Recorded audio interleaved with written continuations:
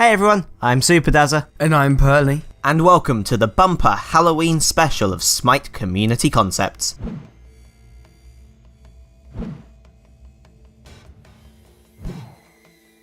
Chernobog's look for this skin would draw heavily from the book appearance of Dracula. He would be pale and skinny, and he would have grey hair, a moustache with teeth peeking from underneath it, and red eyes. He would be dressed dapper, and would wear a black cloak which would turn into a pair of bat wings at the back. His voice accent would be Romanian. For his first ability, Crystallized Curses, he would send forward a cloud of mist, which would materialise into a white maiden upon landing. When it explodes, a flock of bats would fly out in all directions. For Vicious Barrage, his second ability, the attack would resemble a wolf springing forward at Chernobog's command.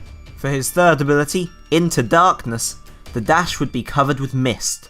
Upon reaching a wall, he would become hidden in a wooden crate, just like in the book. And his ultimate, Living Nightmare, would stay the same.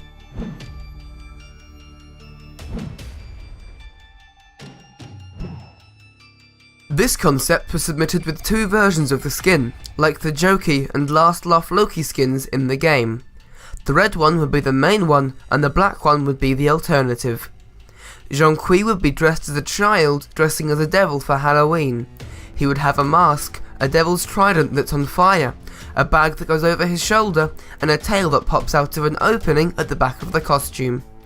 His floating book of demons would be replaced by either a floating flame, like in the art, or a letter A, either burning or as a gummy candy thing. His voice would be a high-pitched demonic American voice. For his first ability, Expose Evil, he would thrust his trident forwards, summoning a red and yellow flame that burns enemies. For Exorcism, his second ability, Zhong would scream a burst of orange and yellow flames out of his mouth. For his third ability, Book of Demons, he would summon a fire circle with a pentagram on the floor. And for his ultimate, Recall Demons, he would summon orange and yellow fire gummy ghosts that would fly out of his bag and chase enemies, as shown in the art.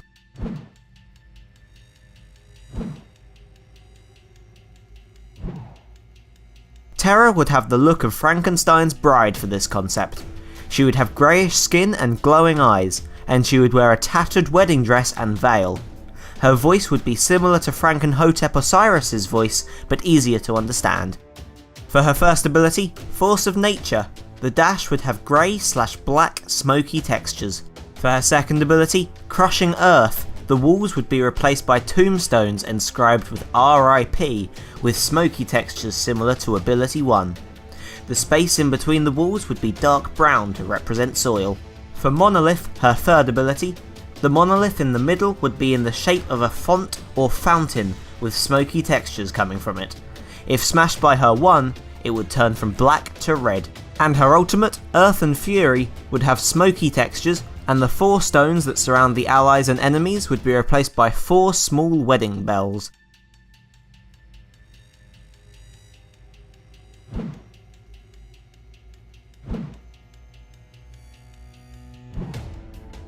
With his mastery over blood magic, Hebo's goal is to amass power by draining the blood of his victims, and adding it to his ritual blood pool. The top half of this skin would resemble a pale vampire, and on his back would be a pair of white bat wings. He would have fangs, and what appears to be a spider pattern on his chest. His lower half would be a swirling cone of blood under red and black patterned fabric, and the two halves would be separated by a cool looking belt. His voice accent would be German, as the skin is partly inspired by Count Orlok from the German movie Nosferatu.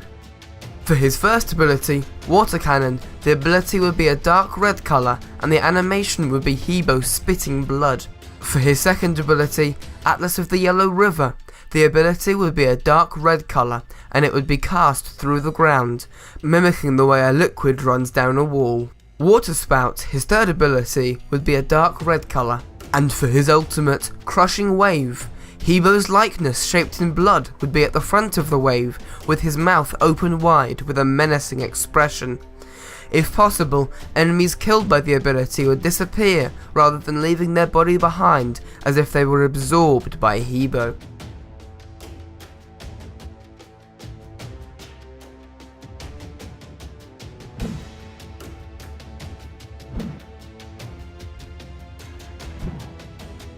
And the final concept of the episode is a clown skin for Sylvanus, but Carter says instead of a silly clown, it would be an amalgamation of the scary clown archetype. Grover would be a massive clown. He would wear a suit and colourful collar resembling the ones seen in the film Killer Clowns from Outer Space, big clown shoes and white gloves. His face would be painted, including a red nose, and he would have unnaturally huge arms that reached to the floor. Sylvanus would be a much smaller clown, and he would throw water balloons filled with a creepy, blood-looking red liquid for his basic attacks. For his voice, the bigger clown would do most of the talking with an American accent, but with silly pronunciation, so a regular American accent I guess, and the smaller clown would sometimes say a few simple words and make high-pitched animalistic noises. For Verdant Growth, his first ability, Grover would throw a pink glob. If it hits an enemy, it would explode and leave a pink candy floss or cotton candy substance to root the enemy.